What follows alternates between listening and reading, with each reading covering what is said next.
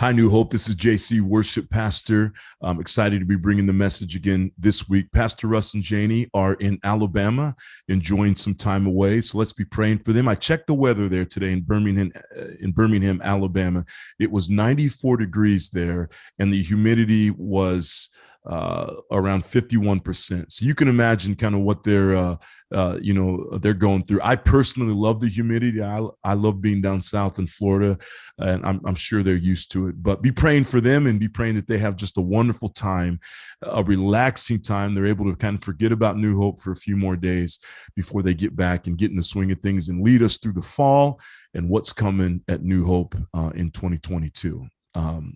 So today, we're doing things a little bit differently. Obviously, you're in my podcast studio here. I do a little podcast, and so I thought I'd bring you here with me, and we would do the message a little bit differently. It's going to be a shorter message, and I'll explain that here in just a little bit. But we're finishing up what I would call our two-part series called Overcoming. Last week, we talked about growth through suffering, and we looked at this idea that there's really no inherent value in the act of suffering, but God can do great things in the aftermath of suffering. And I shared a couple stories, with you about that. And this week, we're going to hear a little bit more about this. And so here's what we're doing this week. So again, we're in our series called Overcoming, 2-week series. And last week, we looked at suffering. This week, we're looking at growth through resilience. But here's what I want to encourage you to do. I'm looking forward to this because there's some practical ways that we can learn about resilience, and we can learn from someone who's really walked through it. This Sunday, during our 9 a.m. and 10:30 a.m. services, and I believe it will be live streamed if you're not ready to come back to church yet or you're not able to make it. We have a live stream for you during the 10:30 a.m. service. But Brooke Price, who's our New Hope Kids director, she's going to join me on the platform, and we're just going to do a conversation. We're going to interview. We're just going to talk. I'll ask some questions, and she's going to talk to us about her process through resilience. And I say through resilience because, as we're going to talk about, there's really no end to it. And it's a journey that we have to walk through in life when we go through disruptions that we'll face in life. She faced a significant disruption in 2017. She and her entire family, they lost her son, Mitchell, 15 years of age, and watching her walk through the last few years has been, for so many people, it's just been awe-inspiring. She's seen pain like most of us can never understand or could ever know, and yet her faith, I would say, has deepened. Her walk has deepened who she is. So anyway, she's going to be with me on the platform. You get to hear from her. I highly encourage you to show up to this, be there in person. It's going to be a great service. We're going to learn a lot. I'm going to learn a lot. We don't have specific questions. We're just going to sit down and talk. And I promise you, God is going to work through this message this weekend. So make sure to join us on that. So again, what we're going to do right now is I'm just going to walk through this process of resilience, what it looks like. And on Sunday, we won't talk about this. So if you want to get this message, you got to get it right here on the podcast or through the YouTube video. And then again, on Sunday will be the interview. So again, we're talking about overcoming. Let's see, when we talk about this idea of resilience, let's see what the Bible says about this idea of resilience and perseverance. We talked a lot about this last week, about the importance of perseverance and how perseverance only comes through suffering. And it could be suffering of many different kinds. There's major suffering that people go through, the call from the call from the police station that the parent didn't want to get, or the doctor's office. They're there and they get the news that they didn't imagine getting, or you find out that your spouse is walking out of the marriage, and that's a hard time, or whatever it may be. There's even good disruptions out there. You find out you're having a baby, but you weren't prepared for it. Financially, you feel like you're not in the place to have it, or you're getting a new home or a new job presents itself. There's all kinds of disruptions out there which call for resilience. But obviously, when we think of resilience, we think of walking through suffering. So let's look at what the Bible says about perseverance as we talk about this idea of resilience today. So let's start with James 1, 2 through 4. And here's the deal. The Bible has a lot to say about this idea of resilience and perseverance. That's why it's so important for us as Christians, as believers. And even if you're with us today and you're not, maybe you're not a Christian yet, or you're looking at the faith and you're trying to determine if this is something you want to do. This is a really important skill for us to have, whether we're Christians or not, really, to be resilient, because as you know, life is tough. Life is hard. I think that life is constantly moving from one mountain to one mountain to one mountain. We're constantly on the climb. And the only way that we can maintain ourselves is by having this character trait of perseverance and resilience. James 1, 2 to 4 says this: "Consider it pure joy, my brothers and sisters, whenever you face trials of many kinds, because you know that the testing of your faith produces perseverance. Let perseverance finish its work so that you may be mature and complete, not lacking in anything." Romans 5, 3 to 4 says this: "Not only so, but we also glory in our sufferings, because we know that suffering produces perseverance. Perseverance, character, and character, hope." Hebrews 12, 1 through 2 says this: "Therefore, since we are surrounded by such a great cloud of witnesses," those people who've gone on before us, that's what that means, "let us throw off everything that hinders and the sin that so easily entangles, and let us run with perseverance the race marked out for us, fixing our eyes on Jesus, the pioneer and perfecter of faith. For the joy set before him, he endured the cross, scorning its shame, and sat down at the right hand of the throne of God." James 1:12, we go back to James. "Blessed is the one who perseveres under trial, because having stood the test, that person will receive the crown of life that the Lord has promised to those who love him." So here's what we need to understand. And if you're watching this on the YouTube video, you can see this picture here. I've got these building blocks. There is a process to resilience, almost like, and not to make this negative, but almost like the process of grief. There is a process that we move through if we're going to be resilient. When we go through disruptions in life, when we go through hardships or change, any kind of change, there are steps that we can take to make sure that we come out on the other side of change better, more developed, greater growth. God gets the glory, right? So this is what I want us to understand. Now, in talking about the process of resilience, it's also important for me to share with you, just because we talk about these steps today doesn't mean you have to go boom, boom, boom, boom, boom, and within 6 months, automatically you're already, you bounce back. So, I'm thinking about the really hard times that people go through: the divorce, the financial problems, the loss of a job, again, the news you get from the doctor that you don't want. If those things happen to you and you turn on this video and you say, okay, JC said that there's this process of resilience. If I just do these 5 things today, then I'll be better by tomorrow. That's not how it works. The process of resilience can take weeks, it can take months, it can take years, right?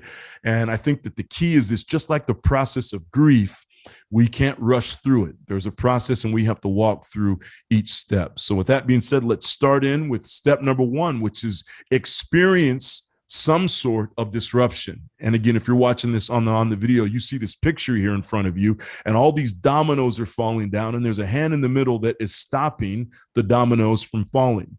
Disruption is not necessarily a bad thing.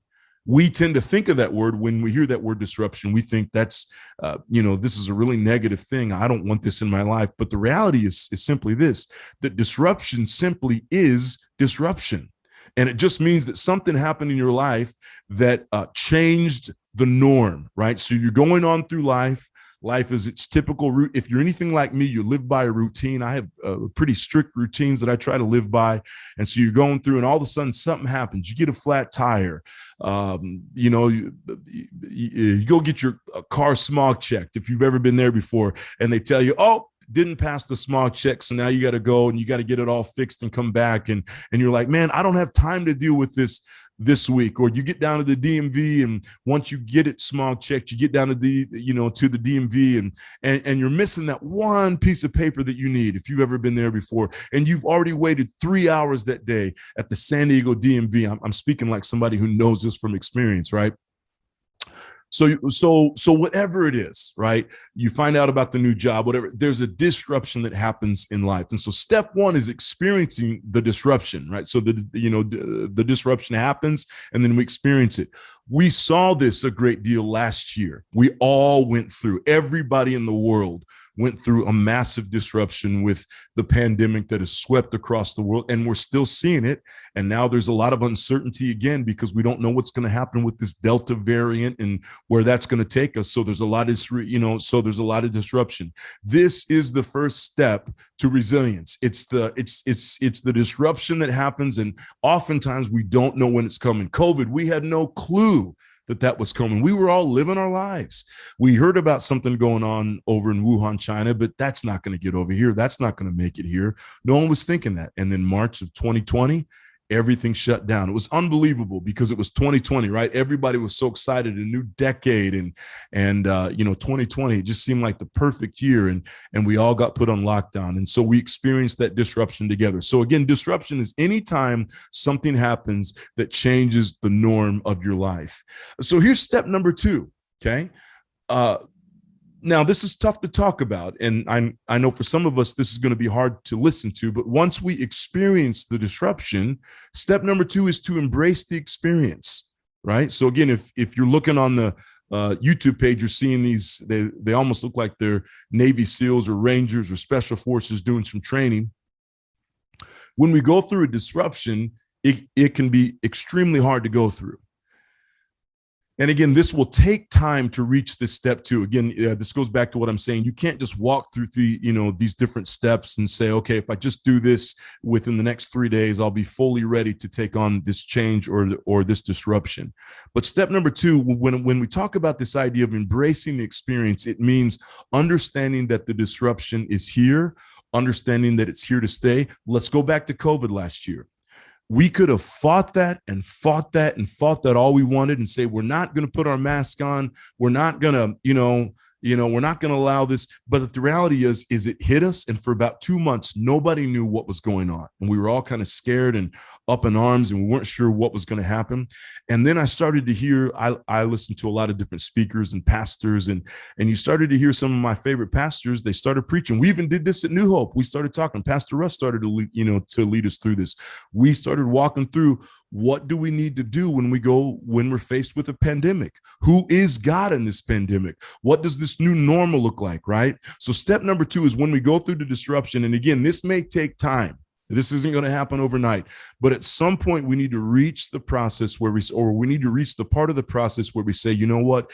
The disruption has happened. The change has happened. I've got to do what I can right now to embrace it. I don't have to like it, but I've got to do whatever I need to embrace the change, so then I can begin to move forward in finding growth, finding evolution in life. So step number 2, after the disruption happens, embrace the experience, right?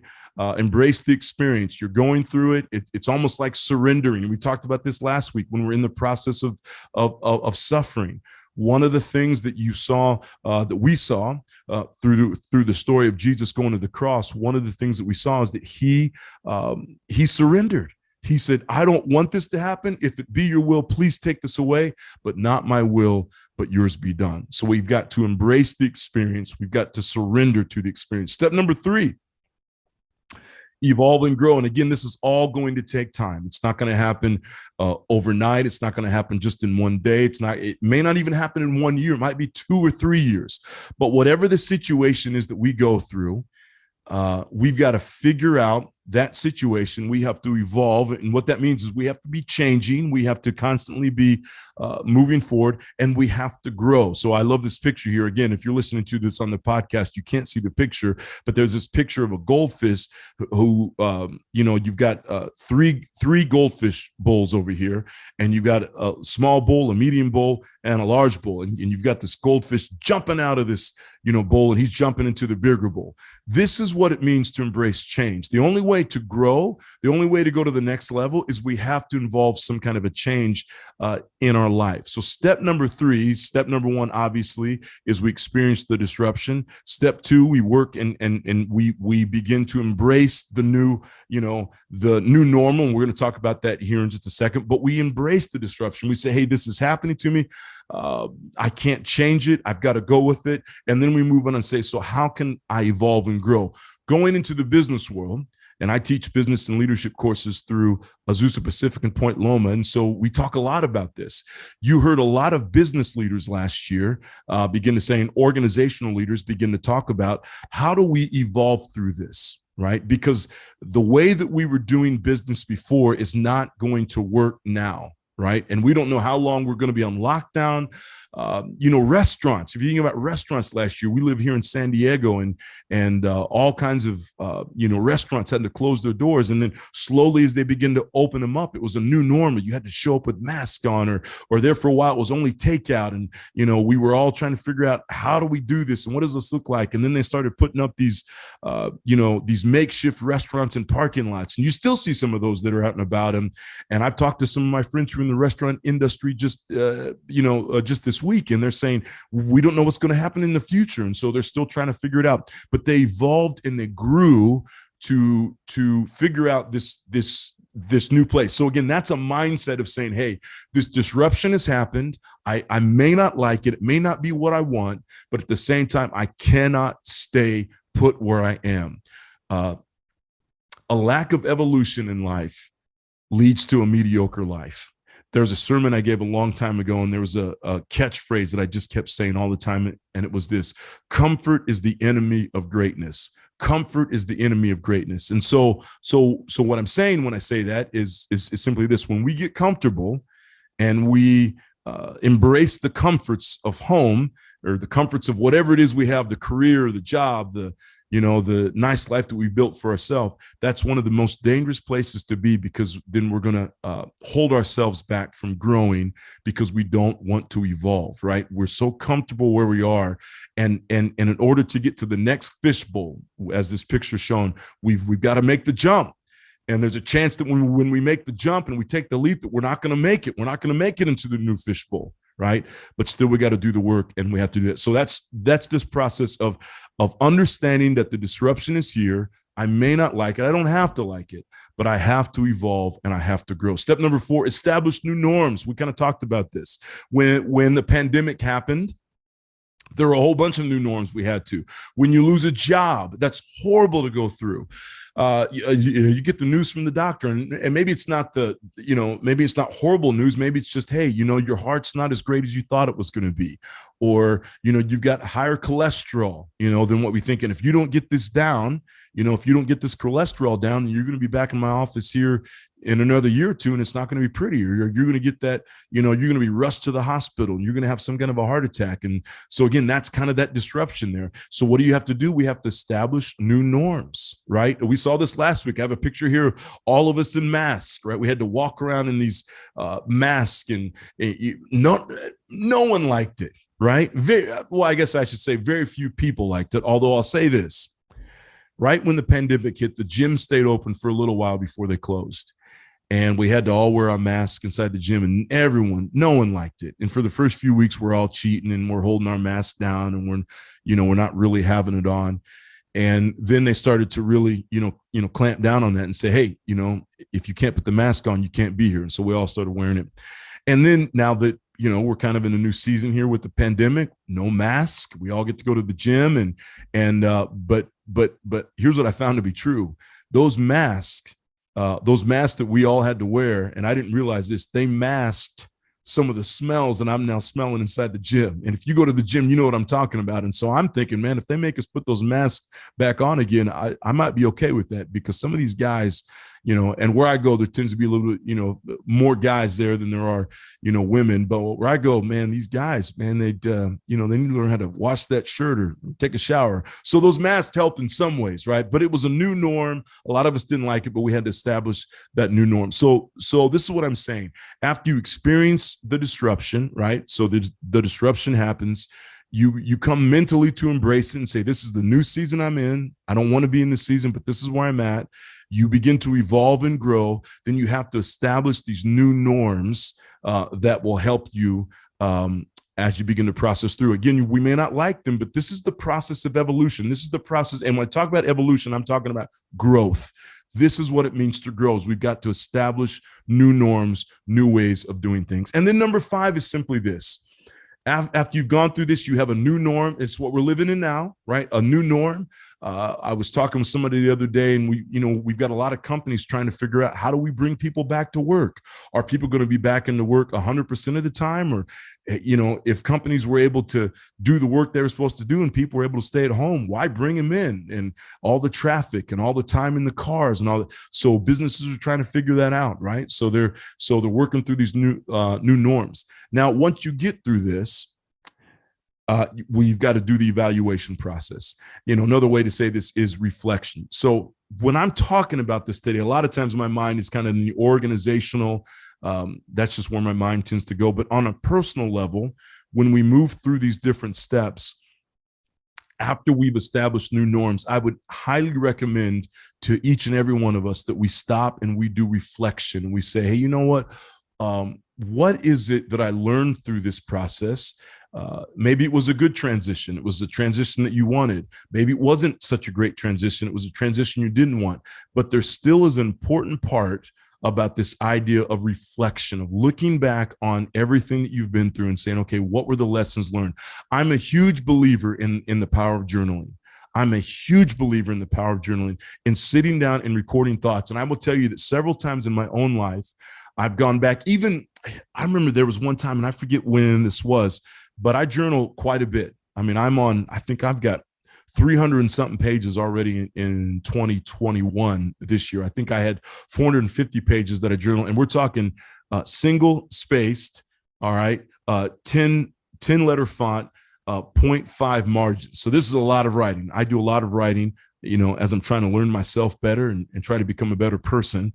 And this year I'm on page 300 already. So we'll see what that turns out to be. But here's what I found. There have been times in my life where I'm trying to figure out what's going on and what's happening in life and why I'm feeling a certain way or why, my emotions are a certain way. And I'm trying to get those emotions, in check before I make certain decisions. And I'll go back sometimes and look and say, okay, where was I at this time last year? And one of two things happens. Either I was still in the same situation, and that's a little frustrating. I realized, okay, I've got to make some changes here because a year ago, 365 days ago, I'm looking at the journal and I was still struggling, or I was struggling with this back then, and I'm still struggling with it today. Or I look and I say, wow, I'm frustrated with myself today, or I'm not quite where I want to be, but look back where I was last year. And I've been doing this long enough. I started doing this back in 2011 that I can go back 3, 4, 5, 6, 7 years and I can say, wow, okay, I may not be where I am today, but look at where I was 5, 6, 7 years ago. I'm much better off. So this idea of evaluation, it helps us get better. Reflection, right? So the reflection part is looking back. The evaluation is saying, okay, we look back so we can look forward and make it better. So once we get through this process of resilience, we got to look back and say, how can I do better the next time I go through this? Now, here's something I want to make sure that I stay here. There is no growth without change and disruption. Okay. So you're not going to experience growth in life. And I'm saying this for the person out there that is sitting still, you're calm, and you're great where life is. And you need to go to the next level. There's something more out there for you, but you're really comfortable and you don't want to move. I'm here to tell you right now, there's not going to be any growth personally, mentally, emotionally, spiritually, financially, relationally, in all these areas of our life. There's no growth if we're not willing to put up with change and disruption. Okay. This is just the matter of fact, right? So if you're looking for greater growth in your life, marriage, relationships, friendships,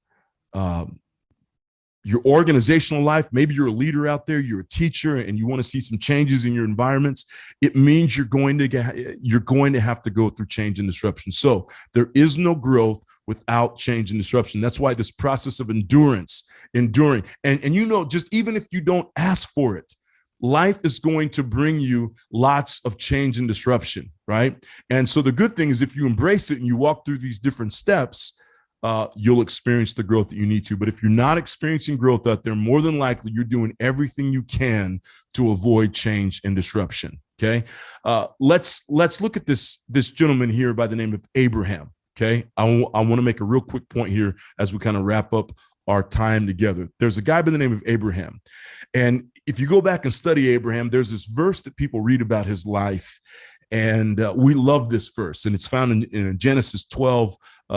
In Genesis 12, 2-3. And it says this, I will make you into a great nation. I've heard a lot of pastors love to preach this verse over their people. And this is a fun one to read, right? And if we make it about us, it's so exciting to read. I will make you into a great nation and I will bless you. This is God speaking to Abraham. I will make your name great and you will be a blessing. I will bless those who bless you, and whoever curses you, I will curse, and all peoples on earth will be blessed through you. That's amazing to read, right?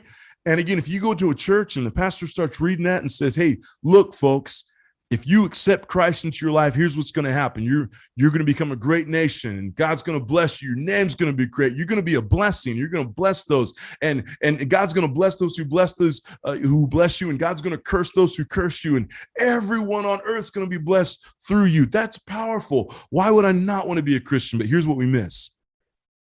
When we back up and we go to Genesis 12:1, here's what we see. The Lord had said to Abraham, go from your country, from your people, from your father's household, to a land that I'm not even going to tell you right now, but I'll show you as you start to make the journey. If you do this, if you leave your country, if you leave your people, if you leave your family, and you just start on the process, and I'll show you where we're going as you're on the journey, then I will do all those things. Going back to that last screen, then I'll make you into a great nation. I'll bless you, and all the nations of the world will be blessed through you. But we miss out on that part. And what is God saying right here to Abraham? I'm going to bless you, but first comes the disruption. And if you know anything about Old Testament times and Middle Eastern culture, where all of this took place, where Abram was, okay, if you know anything about this, you understand that your country is of high value. Your people, for sure. There's a lot of pride in kind of who you come from and where you come from. And family and community is everything. And God is saying to Abraham, I'm going to bless you, but first, before you do this, I need to disrupt you. You've got to go through disruption. I need you to leave your country. I need you to leave your people and your father's household. And you just start moving, and I'll tell you where to go as you get there. This goes back to what I was saying earlier. There is no growth without change and disruption. It's biblical. If you want God to use you in great, maybe you're sitting out there today and you're saying, God, I want you to use me in great ways. I want my name to be great. Well, maybe you're not praying that. That may not be the best prayer to pray, but you're saying, you know what, God, use me in dynamic ways. If you're not willing to go through change and disruption in life, God is not going to be able to use you. If you want to stay comfortable, stay where you are. I remember years ago when I had this call to teach in the ministry, and I remember telling a person about this, and they said, so what are you doing about this? And I said, well, I'm waiting for God to open up all the doors. What? And the person I was talking to, get this, was an atheist. And I remember he said to me, man, you have 2 legs and 2 arms. Get to moving, get to stepping. And what was he trying to say is you can't just sit back and think that just because you feel that God has called you into this, that he's just going to you can sit on the couch all day and watch Netflix and God's just going to open up all the doors. We have to be able to do the work, but often we don't want to do the work because it means change and disruption. But here's the deal. There is no growth without change and disruption, which is why resilience is so important. The higher you go in life, the more you ask God to use you, the more you ask God to bless you in life, the more changes are going to take place, which is why you have to be resilient. But there's a point I need to make here. It's a very important point I need to make here as we begin to wrap up. And going back to this last screen, there is no growth without change and disruption. However, there is not always growth, evolution, and blessing with change and disruption. So I do not want to leave this message off and make you think today, if I just do some change and disruption in my life, or if I go through something that causes change and disruption and causes pain in my life, that automatically means there's going to be growth, and it automatically means there's going to be evolution, and it automatically means that there's going to be a blessing. That's not what I'm saying at all. What I'm saying to you is that change and disruption always precede growth, but disruption doesn't always mean growth or evolution or blessing. There are times you get the news from the doctor and the story ends in pain. I just heard a story recently. We've got one of our staff members, and she shared with us about a family that she knows and what they're going through. And it's unbelievable to me what this family is facing. Unbelievable. No family should have to face this. And I shared some stories last week with you about some families I know that have recently, in the last 2 years, have been going through massive change and disruption and the loss of people. Two young men under or 40 and under who passed away from cancer. Come on, how is that fair, right? And so again, I want to be careful that I don't say, well, even through that, there's going to come a lot of growth, and obviously that had to happen. So growth, evolution, and blessing. No. That's not what I'm saying at all. The fact of the matter is there will be people who endure pain, and on the other side is just more pain. But this is what we talked about last week. In the aftermath of suffering, God can do something great. He can. It doesn't mean that it always happens. And a lot of times I will say this. It has to do with the posture of the person who goes through the disruption. There's a lot of lessons to be learned walking through this. And this is what we're going to hear this next week. Brooke Price, who's going to take the platform with me, we're going to hear, how are you still standing? How is God still using you to reach all these other kids here at New Hope? And, with what you've gone through, you lost your baby boy. How are you still working to help other kids come to find and know Jesus? I don't understand that. And so we're going to talk about that this week, but this is a proof of what I'm saying. Brooke Price will tell you, and I don't want to give answers for you, for her, but her faith in God is what, and obviously love of her family and their family. If you know anything about their family, they are a close-knit family. They've really circled the wagons during this time, and they've come together in just beautiful, powerful ways. But this is an example of someone who has been surrendered through this, and she'll tell you it's painful, it's hard, but she has stayed surrendered, and God is still using her in great ways. And I think even more over the next few years, we're going to see God use her in ways that we can't even imagine. Now, she would back all of that up to have her son back. She would say this. And those of you going through a hard time right now, again, I'm not saying you had to go through that so God could bring you growth, evolution. No, that's not what I'm saying at all. And again, for some people on the other side, there's not going to be. Why? Because we're human. And some of us, when we go through hard times, we shut down. And it's hard and it's painful. And we get angry with God. And we talked about that last week. It's okay to be angry with God. It's okay to shout. Matter of fact, I would recommend that. That could be part of your healing that you need to go through. Looking up to the heavens and saying, God, why in the world are you allowing this to happen? I've been serving you. I've been obeying you. Why in the world are you making me go through this? That's important to happen, but it's important to understand this. And this is our final screen here today. I love this picture. Again, if you're watching this on the YouTube video, beautiful flower here that's come out of the ashes. God can bring beauty from the ashes. He can. He can. In the aftermath of suffering, God can use the pain. God can use the journey. And again, all of it can be used to bring glory back to God. But it doesn't mean that the person had to go through that. I would never, ever say that, ever. And in New Hope, we would never claim that or ever say that. But God can bring beauty from ashes. The process of resilience is hard. It's not easy. It's painful. It's difficult. This idea of, this idea of going through something and having to embrace it and having to accept it and having to say that, having to surrender to it, having to establish new norms especially when you didn't ask for it. But if we're able to do these things, we will see God do amazing things through our lives. God can, in the aftermath of the pain, in the aftermath of the hardship, God can bring beauty through ashes. I want to pray for you today as you walk through life. I want to encourage you to join a small group. That's one of the things we talked about last week, walking through, having the company of other people. This could be some of the new norms that you establish, getting to know other people, coming back to the church, after you've gone through a process of disruption or pain. That could be for you. And I highly recommend it. God works, and this is an important point for me to make, and I promise you that we'll wrap this up.